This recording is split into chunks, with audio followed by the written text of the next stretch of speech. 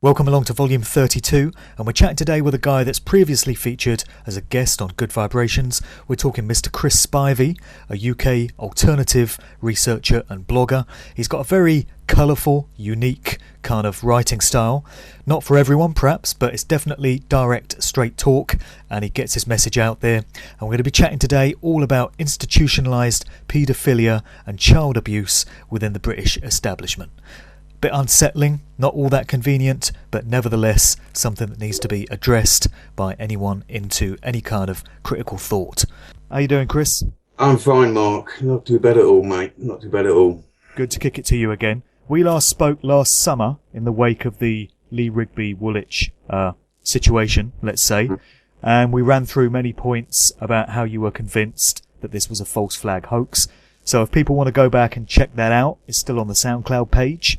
One of the early Good Vibrations volumes. A lot has happened since then, of course. I believe you've got another mammoth article to come shortly, focusing on the trial of the two Michaels, yeah? It doesn't exclusively focus on the trial, Mark.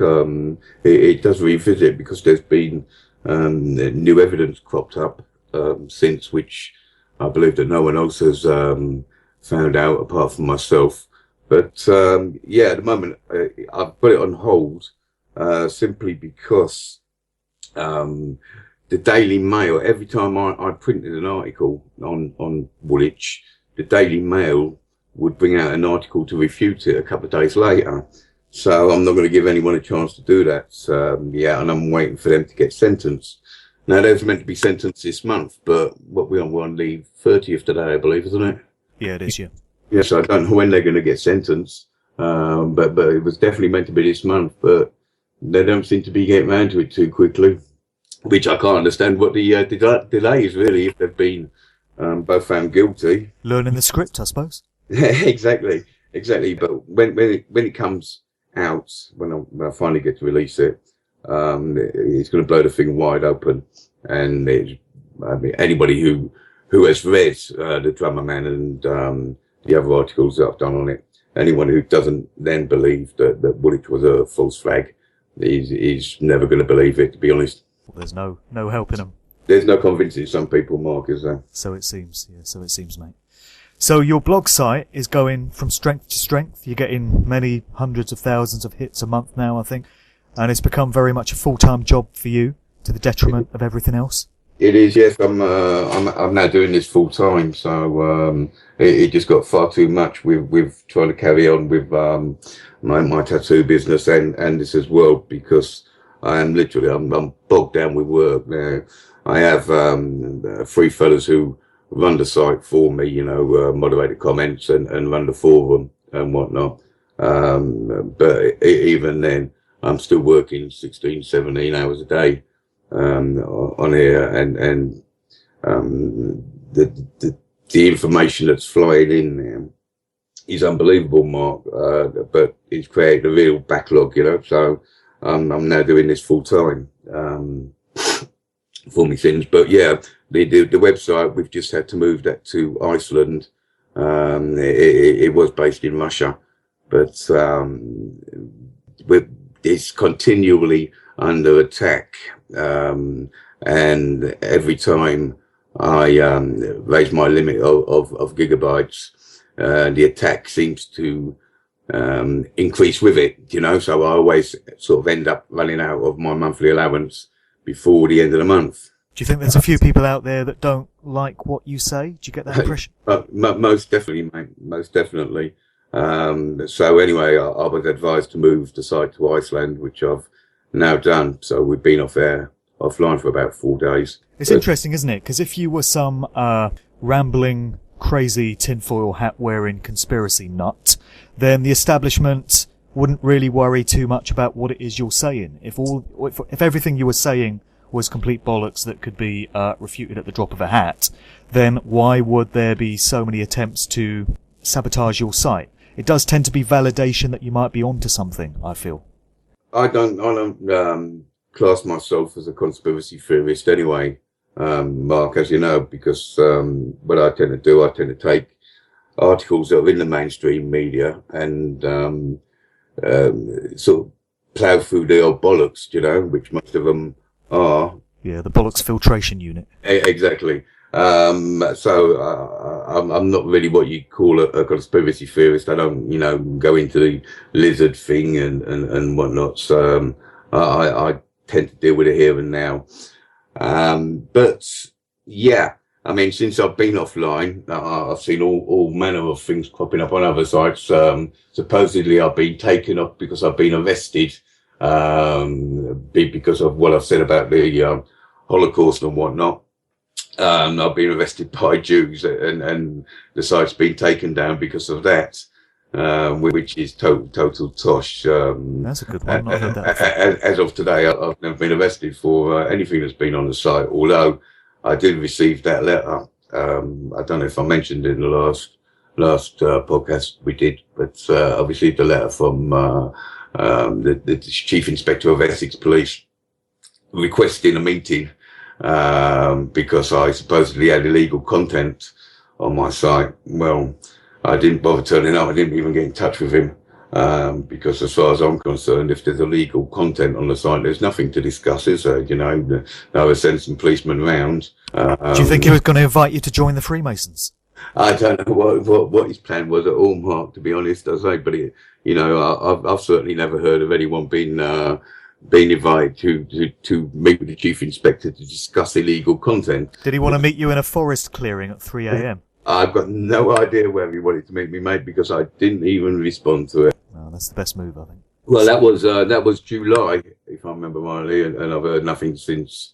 So, apart from the attacks, obviously, on the site. Indeed.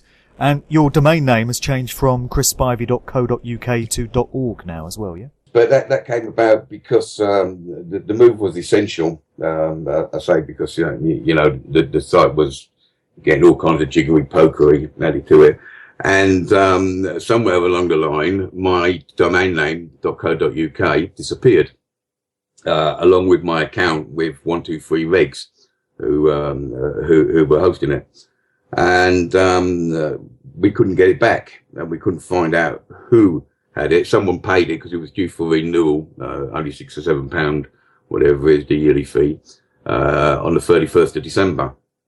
And someone paid that very kindly, but we couldn't find out who, and 123 Regs wasn't forthcoming with it. I'm looking forward greatly then to your new Woolwich article going into all the information that you just mentioned, the trial and way beyond. And as you say, if that doesn't convince... Right back, and I've got undeniable proof that I stumbled upon by accident, as it happens. I'm not going to say what it is yet, Mark, but anyone who still believes that the Woolwich was, as the government says, is in for a shock, because I've got proof that it wasn't. Undisputable proof, mate. In the meantime, obviously this new Woolwich article is going to be of epic length, because a lot of your blogs turn out to be sort of size of half a book, because they have to be to get all the information in there. And another epic length article that I want to get into is one that you posted a while back, and it focused on the institutionalised paedophilia and child abuse within the establishment, and specifically within the entertainment industry, TV, film and music. And this whole subject area was obviously very much flavour of the month back when the Jimmy Savile scandal broke in October 2012. But as far as the general mainstream media reading public, people that just get their news from the BBC and the Daily Mail and the Sun and all of this, would perceive the trail to have gone a bit cold since then. You get the odd name like Rolf Harris and Ken Barlow and Dave Lee Travis being thrown to the dogs, and it creates the impression that Operation U-Tree is doing its thing, and that they're weeding out these odd bad apples here and there, and it's an attempt to pacify the public into believing that something is being done, and there's nothing more to see here. But it would appear to be the case that far from a few isolated incidents here and there, sexual deviancy and child molestation is more than just common within the entertainment world. It's woven into the very fabric of it when you start to really delve into it. And that's what that article brought to the fore, isn't it? It is, yeah. I mean, I actually said to someone the other day, when we was talking about the BBC, I believe ITV is just as bad, just as much a paedophile's paradise as what the BBC is, mate, to be honest with you. And you've only got to look to things like Coronation Street and whatnot, and a huge disproportionate number of cast members who are caught up within sex scandals and whatnot. Yeah, I mean, Ken Barlow is just the tip of the iceberg, really. You've uncovered sexual abuse within the Coronation Street cast going back decades. Well, yeah, I mean, when you look at Peter Adamson, who played Len Fairclough, he was up in court for fiddling with two little girls in a swimming pool, and he got off with it, and then later admitted that he did do it. Well, he's dead now anyway, but there's John Savidant, who played the butcher.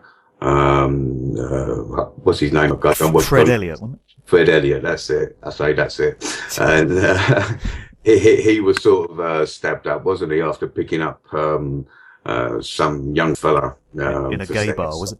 Something like that, and they went back and the young fella stabbed him, and he stabbed him quite badly. Of course, we've just had Michael Lavelle, our Kevin. He was cleared, but I mean, that's not the first time that he's been on these sort of charges. The first time there was insufficient evidence, which isn't the same as being not guilty. It's just means there's insufficient evidence to take to court with. And as we know, Ken Barlow's out there now.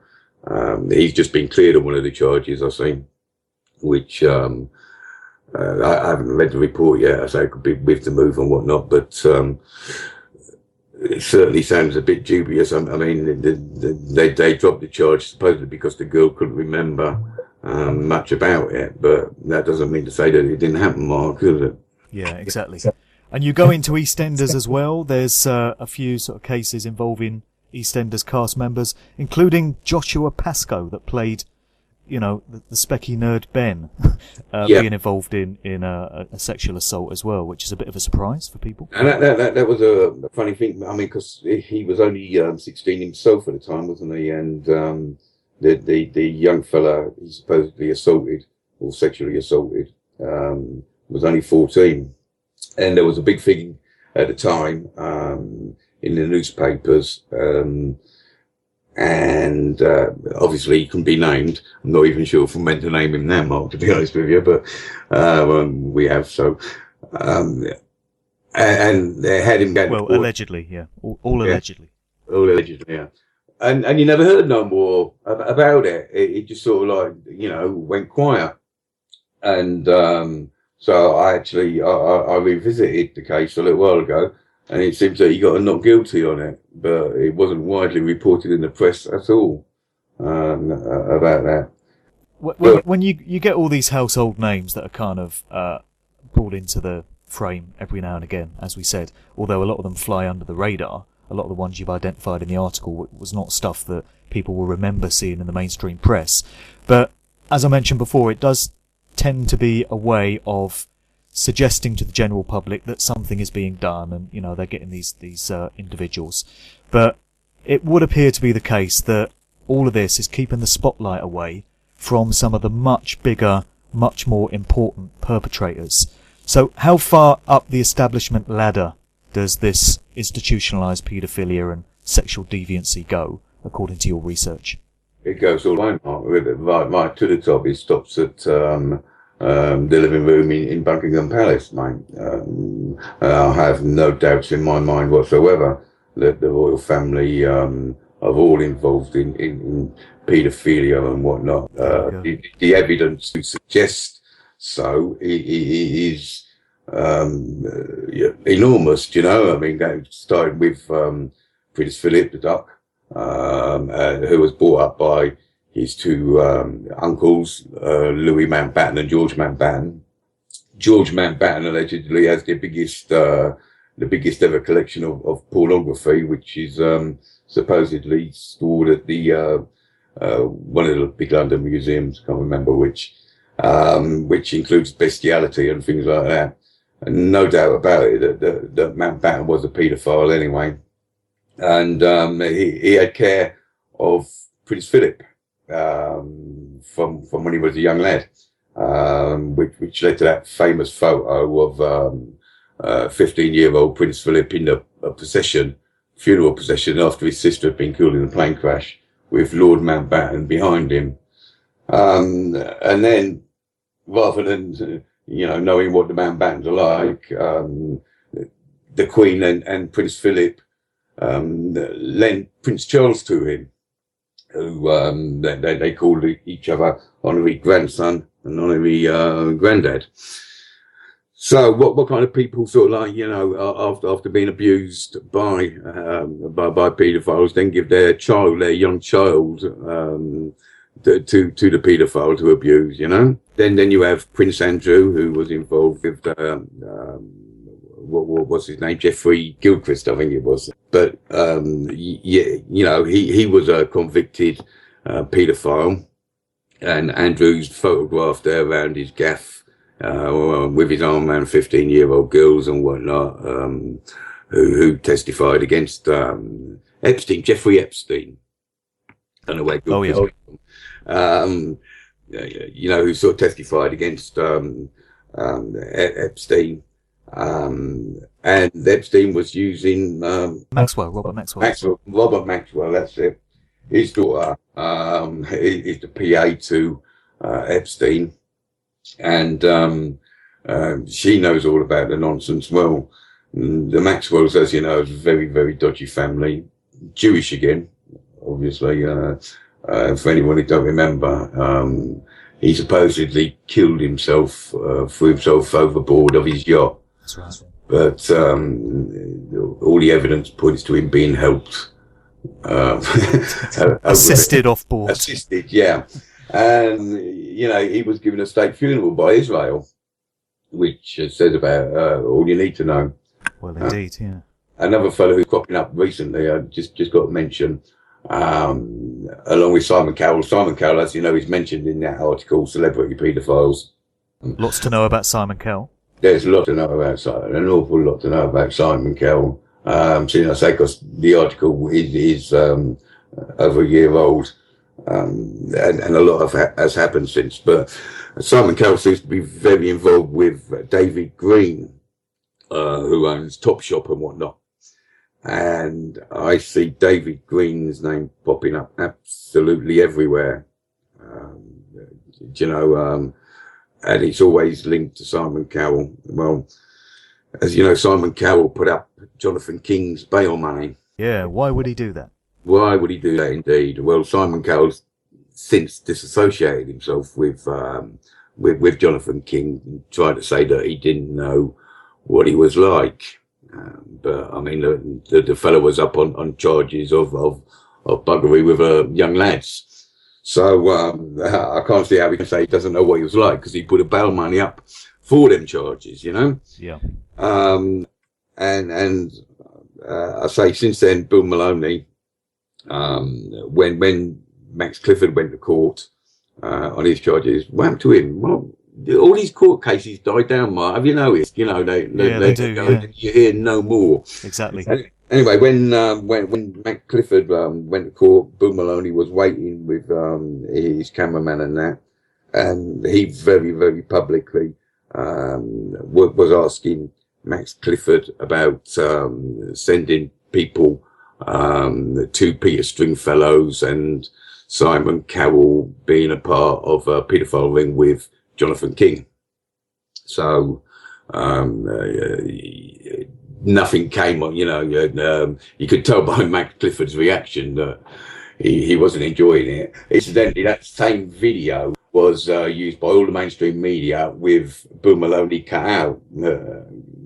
You could hardly hear him. You have to really listen, and you'd have to know what was going on, realise this. But isn't it interesting with Jonathan King how the system seemed to have no problem with throwing him to the dogs, and he was all over the mainstream media, and he went to jail, and it was very public, and everyone knows about it. But then you hear about Jimmy Savile, who was into much, much more over a much longer period of time, and he was protected all through his life, and all this stuff only came out after his death, and it wasn't supposed to then. It's only because that filmmaker for ITV because the BBC wasn't going there. So he took the documentary to ITV, and it blew the lid off the whole Savile thing. And then everybody came to understand what Savile had been into, and obviously the alternative research community got all over it. Writers like yourself and many others exposed what Savile had been up to. But he was protected all through his life. And there's reason to believe that there may well be others who are being protected for as long as they're alive, and it's only after they croak it and leave this mortal coil that we're going to find out the true extent to which they were involved. There does seem to be this agreement in place with certain individuals that nothing will get out for as long as you're alive, it would seem. Unless you upset them, of course. Just go back to something, I actually named Savile before he was dead as a paedophile. Indeed, And you know, so I've got a lot of criticism for it of the people. Likewise, Rolf Harris. Now, I'd heard about Rolf Harris a long time ago, before he was even arrested. And once I named him, even though he wasn't named in the mainstream media, I got floods of stories from Australia, as it happens, from people who used to work for ABC, Australia's ABC network, telling me tales about his wandering hands and whatnot. But yeah, Savile was without doubt protected, and it is impossible that the royal family didn't know. Of course it is. I mean, you know, because everyone is vetted, thoroughly vetted, before they're allowed any contact with the royal family, even friends and whatnot, you know, because obviously friends can turn out to be wrong uns, which suits the royal family to the ground, as far as I can see. Isn't it interesting that so many people that have been knighted by the Queen over the years just happen to have turned out to have been vile paedophiles, and yet no one in the mainstream media ever thinks to ask the question as to how this can be, given that, as you say, these people are supposed to be vetted by MI5 and there's supposed to be all kinds of background checks done on them. And also it goes way beyond the realms of coincidence that so many of these sirs and lords turn out to be paedophiles. You know, if the mainstream media was doing its job properly and was full of proper journalists, the question would have been asked long ago, why does the Queen keep on knighting paedophiles? You know, I was hoping she would clarify this in her Christmas message and apologise to the British public for knighting paedophiles, but she didn't, sadly. No. So, you know, she never seems to want to go there. But really, the mainstream media should be asking these questions. The general public should be outraged that so many sirs and peers and lords and all of this are sexual deviants, and yet nobody ever seems to put the pieces together and say, well, hang on a minute, what is the Queen doing? No, they don't. And I always say that getting knighted by the Queen is the kiss of death. They're all suspect if they've been knighted, which is maybe a little bit unfair to those who aren't, but it is the case, as you say, Mark. There is actually a page on Wikipedia of a list of names of people who've had their knighthoods and whatnot recalled, you know, because they've gone to court for whatever. And if you look at the huge amount of people who had their OBEs and whatnot rescinded because of being sexual deviants, it's disproportionate to everything else on the list. They're taking the piss, to be honest. You know, they're taking the piss. Exactly. And people just accept it, and they're like, oh, well, you know, just one of those things. I've got a story waiting to go on at the moment regarding the Roache care home abuse. And there was a couple arrested last year under Operation Plail. And I'm going to name them because she's just received an OBE in this month's New Year's Honours list, despite being arrested in August last year for abusing children. She was both foster parents, both long history of working with charities. Strangely enough, she worked for Southdown Homes in Brighton, and she retired, shall we say. She retired the month after being arrested. He's got a long association also with various charities working with disabled children and whatnot. And I say she just received the OBE in the honours list. So I'm set to name them as well. That only came in the other day, this information. But apparently the Daily Mail know about this, but they're waiting to see what they're charged with. And the other thing is, how do you think it is that nobody from the BBC has been prosecuted or even questioned, as far as I'm aware, as to how Jimmy Savile got away with sexually abusing children on BBC premises, funded, lest we forget, by the general public by way of the TV licence for the best part of 50 years? In a country of awakened, aware people that pay attention to what's going on, this scandal would not have been allowed to be just brushed under the carpet the way it has, and many former directors of the BBC would have been hauled out of their comfortable retirement into the courts, and there would have been a mass public refusal to pay the licence fee. And I do feel that if this Savile scandal had happened in a number of other countries, some specific countries around the world, as opposed to the UK, just that would have happened. There would have been public outrage, a refusal to pay the licence fee, activism of all kinds. But in Britain, everyone just seems to have forgotten about it, and they just say, oh yeah, wasn't it terrible? And then they just get on with their lives and don't feel it has any bearing on the establishment and the country that they live in. It's so frustrating, isn't it? I don't think, when you say, it's easy to say the word child abuse, and I don't think people fully understand the horrors that these children go through. Exactly, yeah. You know, I say child abuse. It's bandied about so much that it just it ceases to have any real impact, you know. But we're talking about organised paedophile rings who are, you know, torturing children. They're made to have sex with animals and whatnot. Cyril Smith, well, you know, he was just a big man of blubber, wasn't he? The little girl that he was raping was allowed to sit on top of him, because he was so big, which, you know, you think, is that a bonus or what? Well, could be killed, you know, stabbed and shot. People don't seem to grasp what these children are going through, which is disgusting in itself. Yeah, they don't want to think about the graphic nature of what actually goes on, which is very unsettling, but it does give you a better understanding of what we're dealing with here. It does, and as I say, many of them, many of the children are killed. They're ritually sacrificed by sects, as in SECT, sect, cults and whatnot. These rings involve very high powered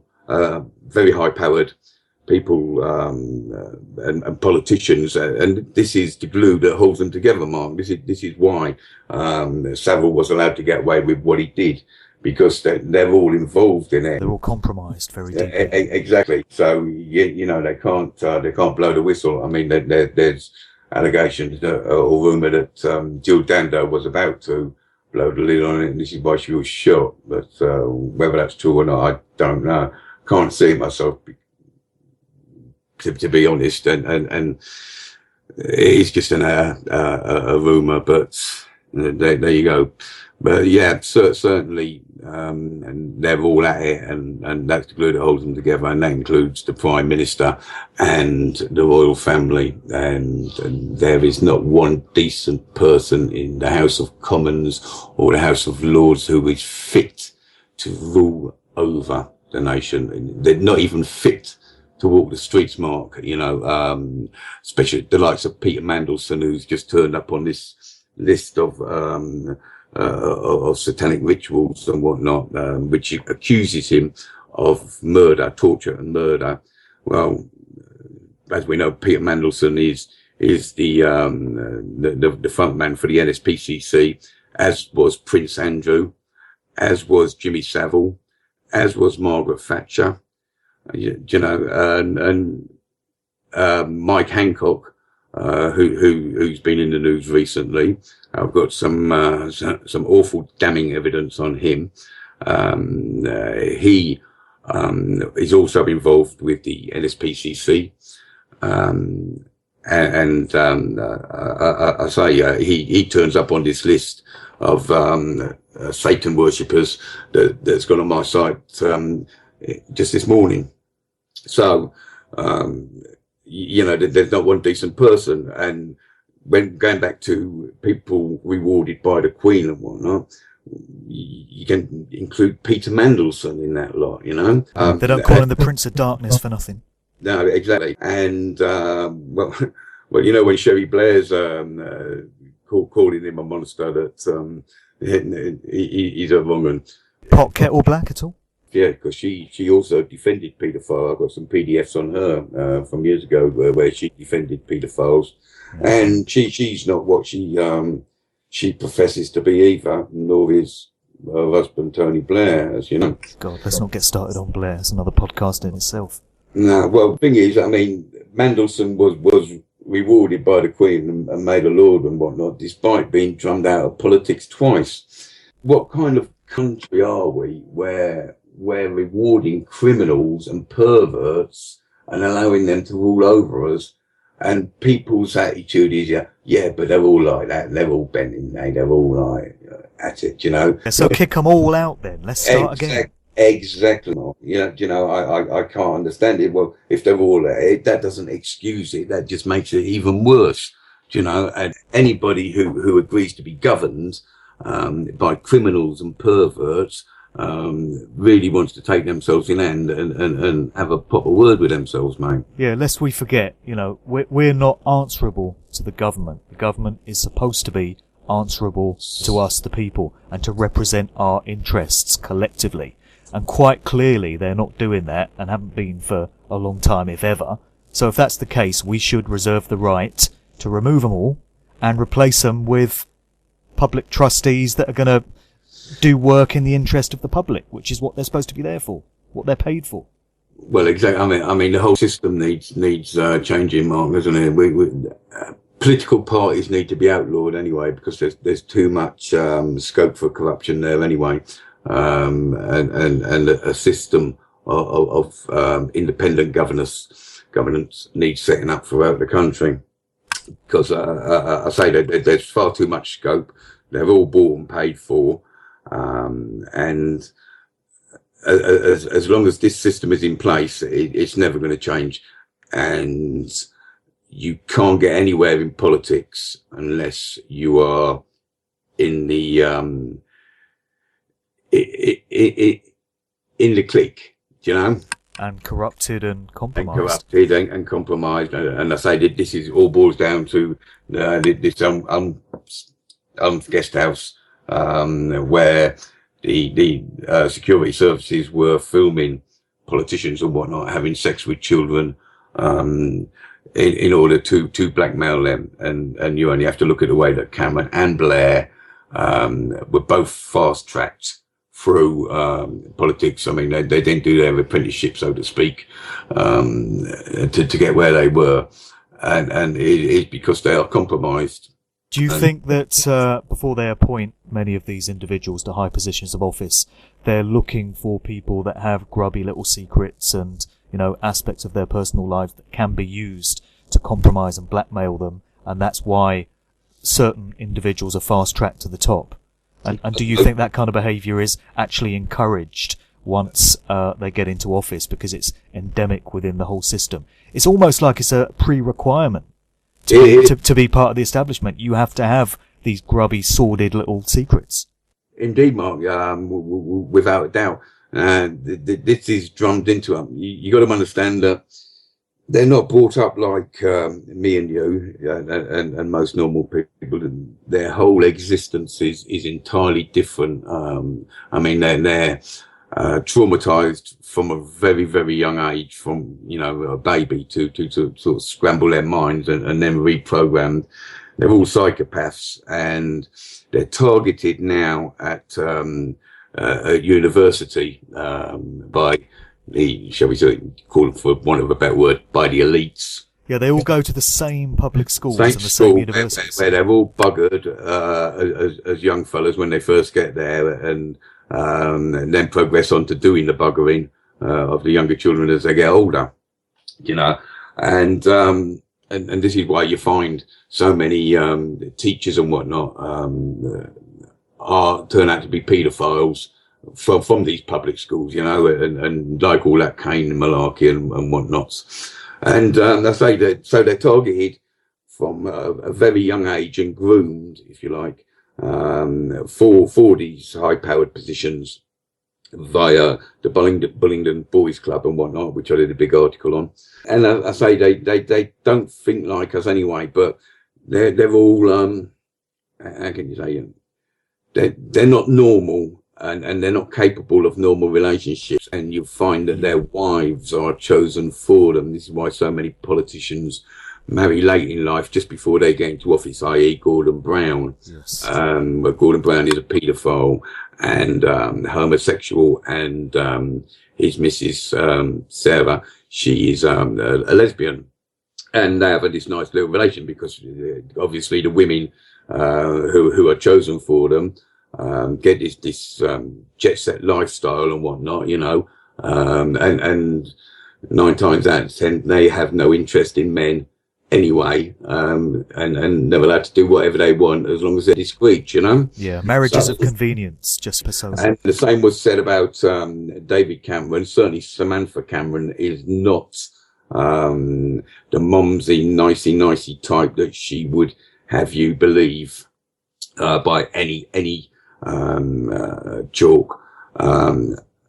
I mean, she was into cocaine and whatnot, and the illegal rave scene, and allegedly the Camerons. Well, Samantha Cameron is part of the Astor family, the satanic Astor family, who are well known for their Satanism and whatnot, which all came out during the Profumo scandal. Indeed, yeah. Well, the Lord Astor involved in that, where these orgies were taking place with Christine Keeler and Mandy Rice Davis, and that was all done on the Astor estate. Stephen Ward, who was supposedly running Christine Keeler, Mandy Rice Davis, and Ruth Ellis, as it happens.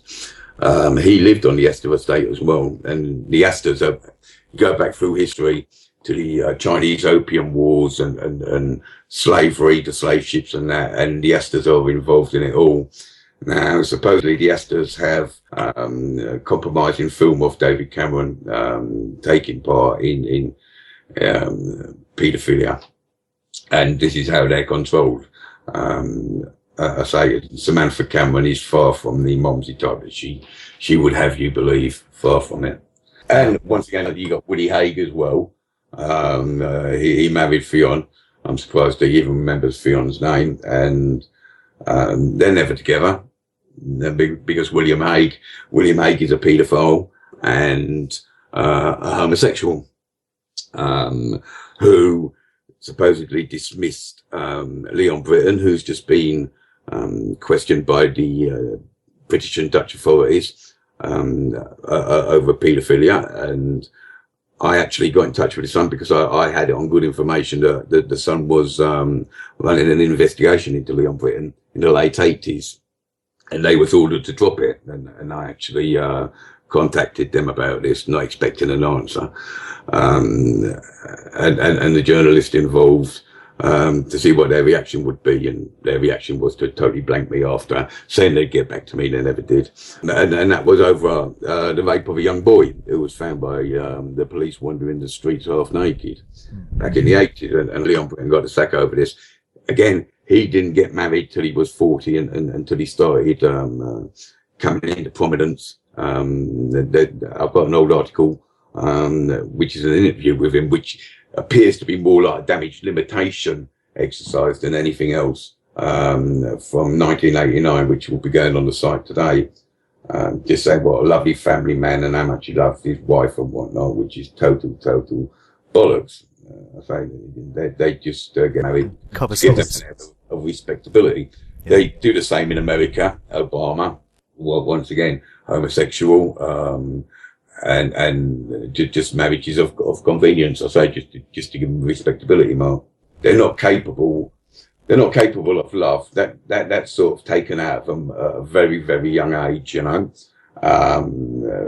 And they're not capable of holding relationships together, you know, or even beginning a relationship, you know, because they don't have these kind of skills, these you know, the social skills required to form a relationship. Well, if they can't relate to the general public, and they don't have the empathy and the compassion for regular people, and they don't understand what life is like for the average person that they're supposed to be representing, they can't ever do an appropriate, responsible job of making decisions that are going to assist those people and be of benefit to them, because they're completely detached from the regular way of life, as you say, because they've had a completely different kind of upbringing. So that makes the whole lot of them completely unfit for office. And I say I can never understand the method in people's madness in you know, where Margaret Thatcher is being touted as the greatest prime minister, and they're talking about statues being erected to her. And the woman was a perverse paedophile who spent 11 Christmases with Jimmy Savile and McAlpine, Alistair McAlpine, who recently died. You watched the revelations about him. Well, let's get on to McAlpine in a minute, certainly. Yeah, you know, and they're totally detached from reality. They like you say, they have no empathy. They have no idea of what it's like to struggle, or to have to budget your money, you know, and if they have no empathy and they have no idea of what it's like for a normal person, then they can't possibly do what is needed to make things better for the poorer people in the country. And we see in this, I mean, what in Duncan Smith, a monumental failure. The man is a failure right across the board in everything he's done, from whether it be an author, to being the party leader, to his job at the moment, you know, which seems to be making the life of the disabled and the poor an absolute misery. He's even messed that up with the universal credits, you know, which is costing millions and millions of taxpayer pounds, and it's never going to work. So we got a monumental failure who lied when he took his oath as an MP, lied about his qualifications, and he's sort of, I say, making life totally miserable to such an extent that the disabled are committing suicide in their droves now, Mark. Say it's absolutely disgusting. And that man, I would cheerfully put a noose around his neck and pull a trapdoor, because he wants to say he's a disgusting, vile human being, mate. And he should never be anywhere allowed to go into the House of Commons for a start, you know. I say, because he's a failure at every single thing he's ever done in his life. Well, the bunting and the streamers are at the ready. Yeah, and yet people say, oh, well, yeah, you know, yeah, it's probably a bit corrupt, but like, that's all right, because all that, like, you know, and it's not all right, all mate. They are all corrupt, and it's not acceptable. It's just not acceptable. It's not, you do not get anywhere in politics if you aren't corrupt and you aren't a sexual deviant. You know, none of them can keep it in their trousers. You know, they have lovely wives, yet they're off out shagging anything that moves, be it woman, man, child. You know. What do you make of? What do you make of a couple of characters from the House of Commons? Robin Cook, first of all, who had that quite convenient heart attack when he started exposing the lies to which Blair had taken the country to war, the weapons of mass destruction scenario, Dr. David Kelly and all that. And also George Galloway, who is a very outspoken politician who is often banging the drum about Zionism and how Zionists sort of control the whole establishment. But Yeah. I think quite interestingly with Galloway, if I'm not mistaken, he adheres to the official story of 9/11 and says that the official version is actually true. I just wonder what you make of those two individuals, because they're often cited as exceptions to the rule. Well, Galloway, I actually did an article on, pointing out that he wasn't an exception to the rule at all. Like you say, he adheres to the official story, and anyone who adheres to the official story of 9/11 probably has their head up their ass. Julian Assange also sticks to the official version of 9/11, so exactly, and you have to wonder about these so-called whistleblowers.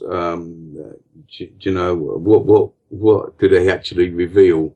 Nothing of substance. You know, oh, we're being listened to and we're being spied on.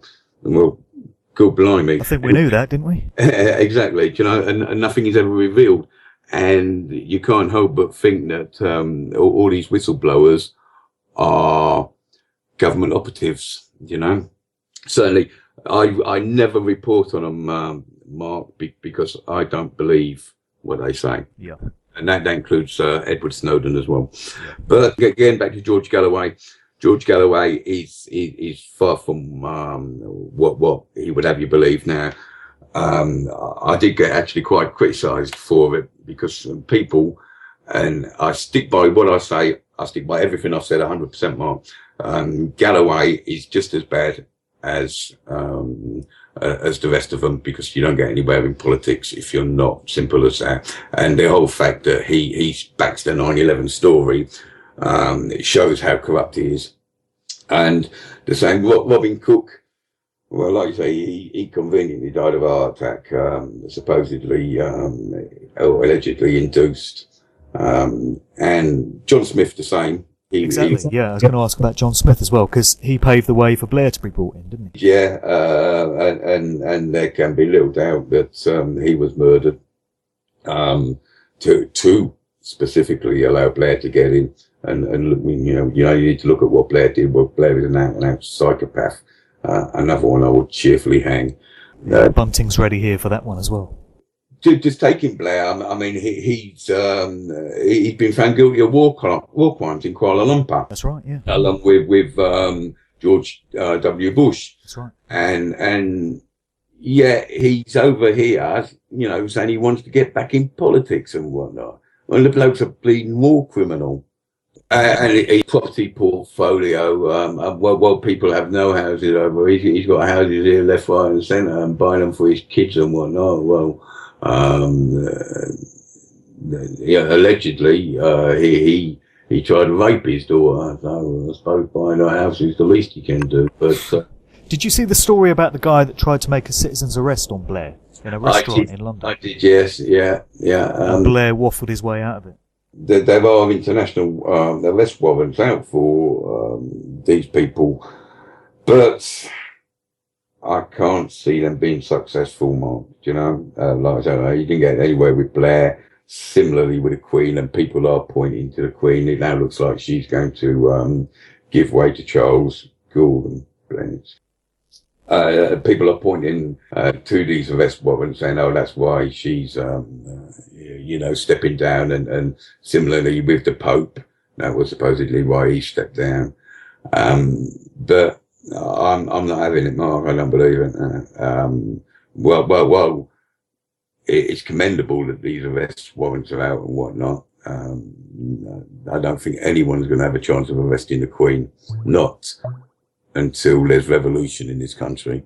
And there will be. I mean, it's happening all over the world now.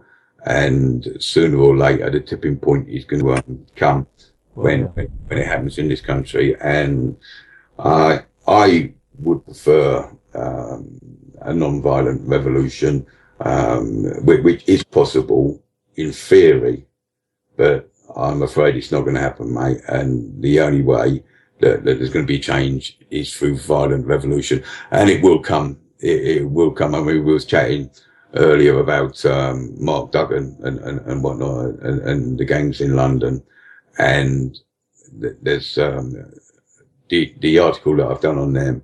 There's a quite a graphic account of PC Blakelock's murder, how it came about and whatnot.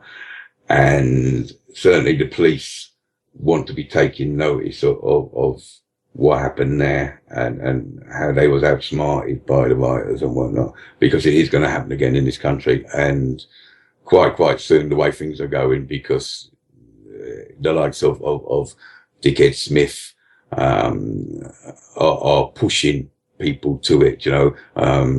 People with families are having no money to live on because they're being sanctioned because they haven't applied for their 10 jobs or whatever it is, when there aren't 10 jobs to apply for, and when they're hungry enough, and whatnot, then that's when the trouble starts. And when the trouble does start, well, they're trying to push it forward. At the moment, they can contain it, but if they leave it much, and they ain't going to be able to contain it, mate. It'll be violent revolution, and then the day of reckoning will come for them. Well, I was going to ask you if you feel that there will come a time soon when the veil is going to be fully lifted from the whole rotten, corrupt nature of the whole establishment, and the game will be up. But from what you're saying, the sort of thing that is likely to trigger any kind of revolution and any kind of scenario where the public rises up and said, we've had enough, is not revelations about paedophilia in the establishment, in Parliament and in Buckingham Palace and all the rest of it, but just simply people having enough of the way of life that's being forced on them by the decisions that are being taken by the government. They've just had enough of being exploited. Being exploited by criminals, Mark. Let's be straight about that. We're not, needlessly by criminals, because it really doesn't have to be this way, and as soon as people realise that, then and change will actually come about in this country. And I say, with the best will in the world, I would like it to be non-violent, but that just is not going to be the case. It isn't going to be, and it is going to turn very violent. And we're seeing this in all over the world now. Say the Ukraine and whatnot, Egypt before that, and the protests are all played down in the mainstream media. That are happening in places like Italy and Greece and whatnot.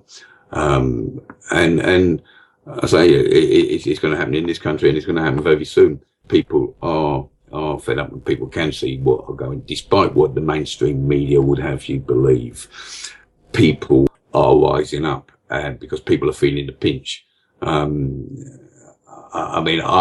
can see it.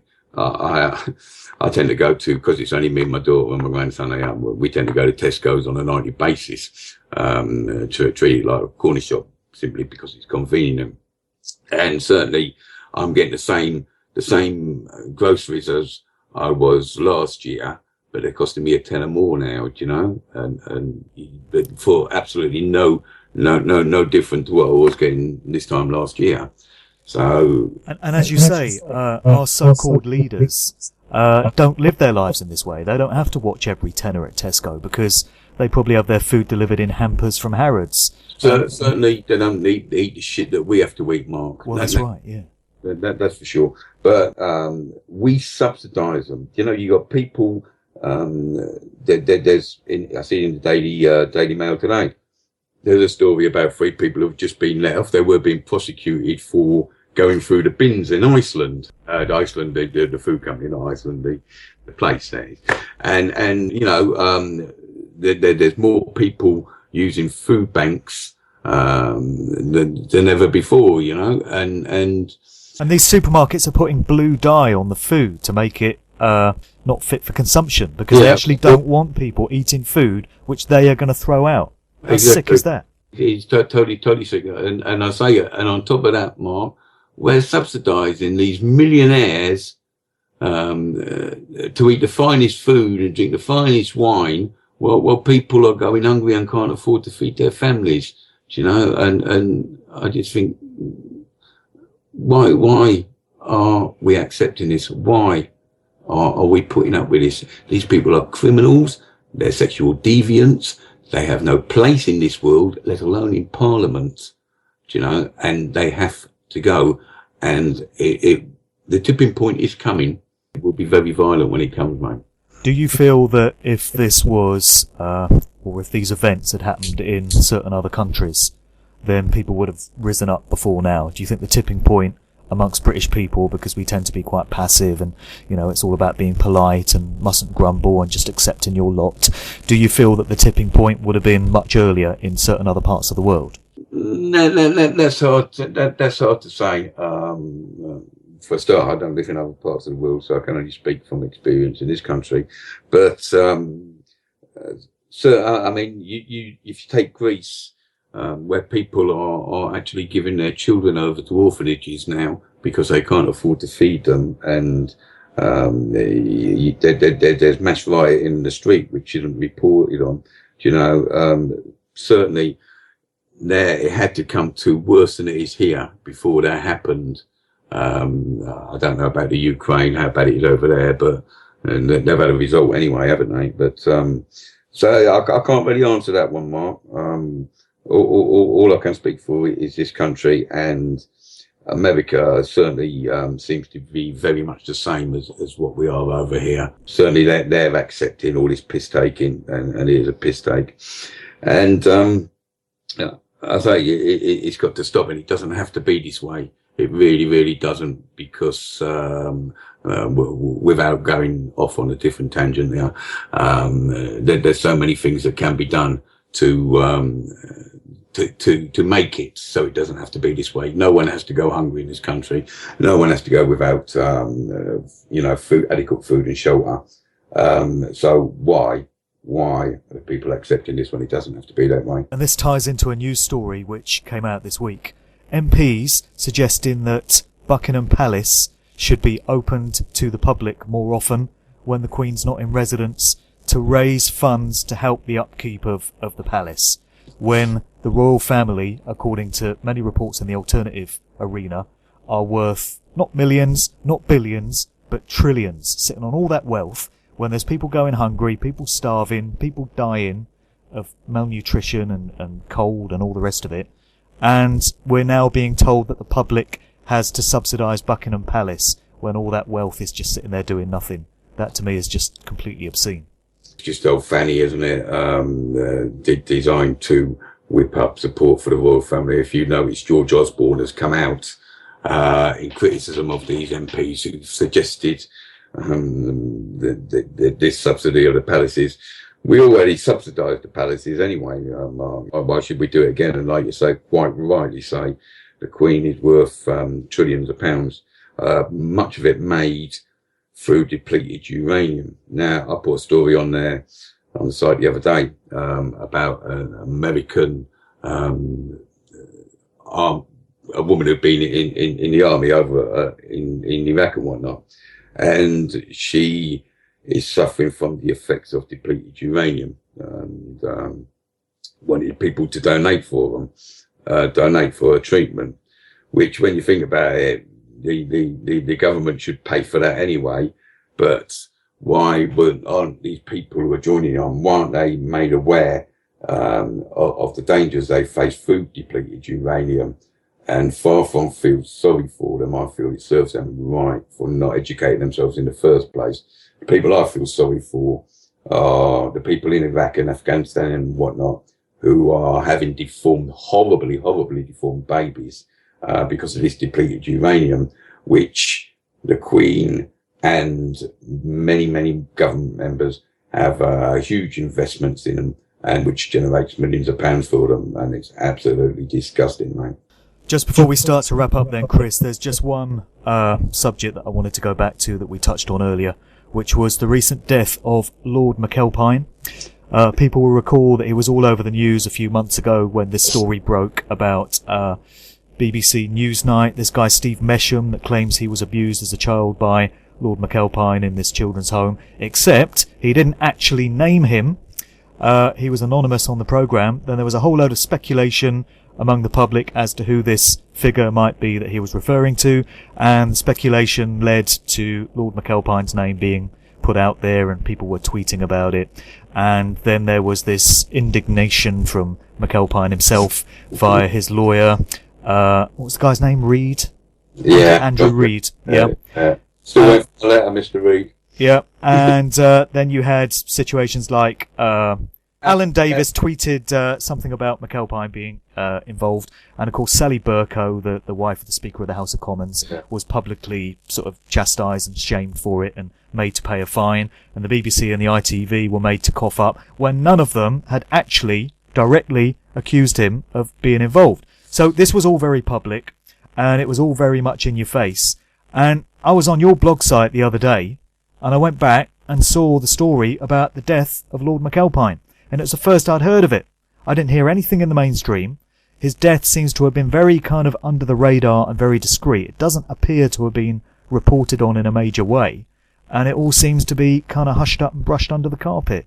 And that struck me as a bit strange, to be honest. Like you say, it is very strange.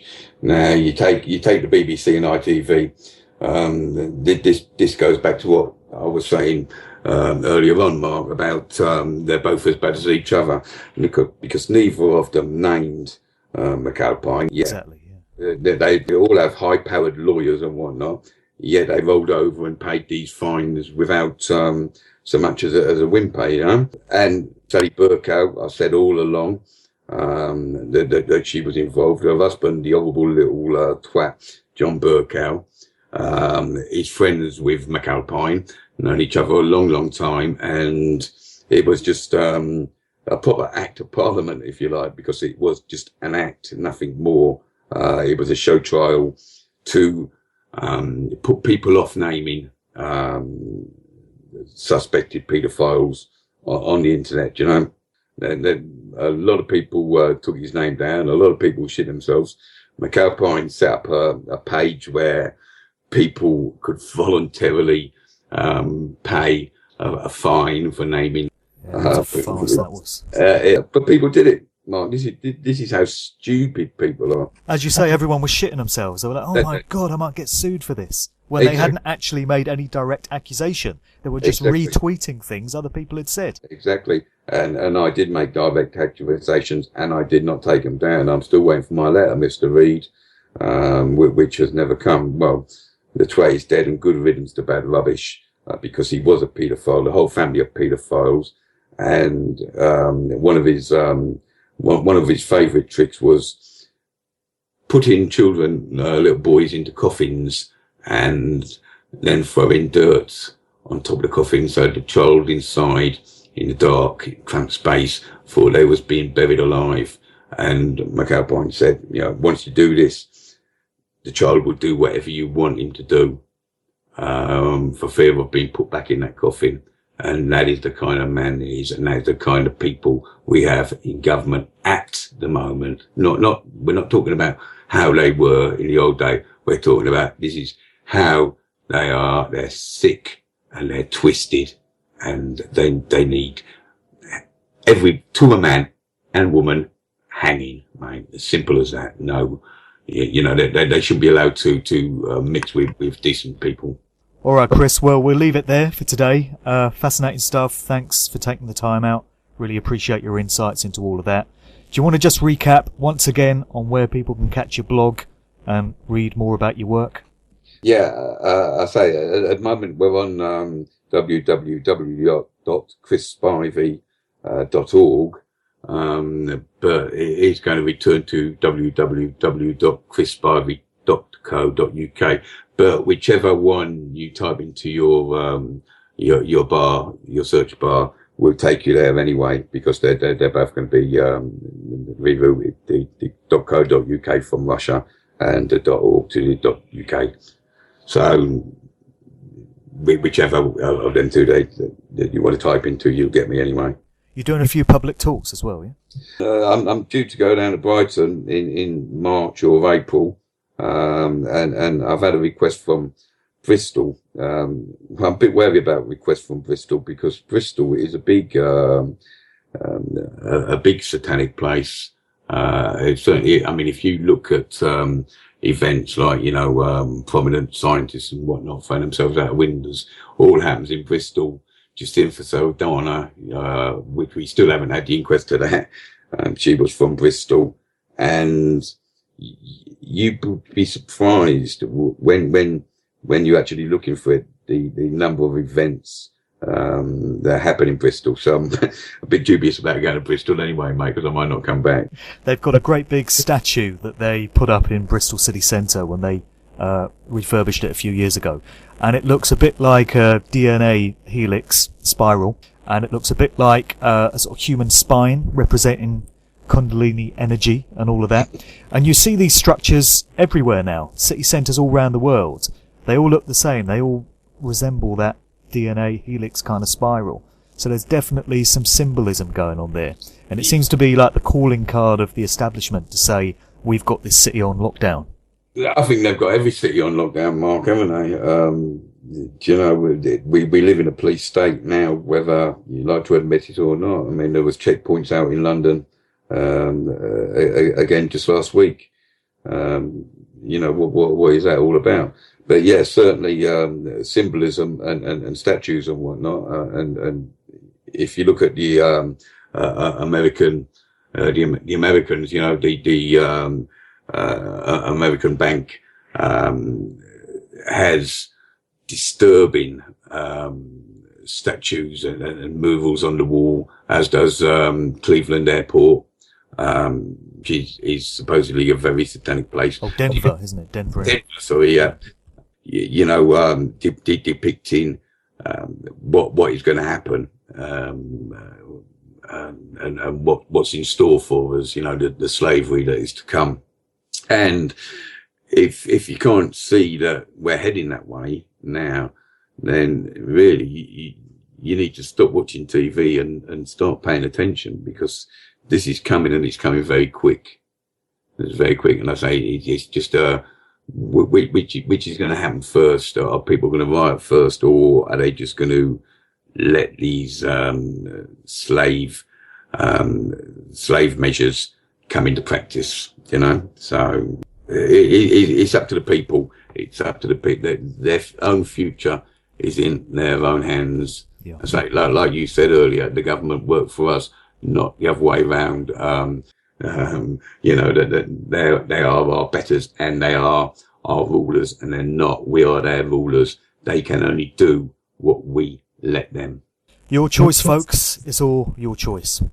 All right, Chris, thanks again. We'll leave it there, mate, and Thank you. We'll catch you again.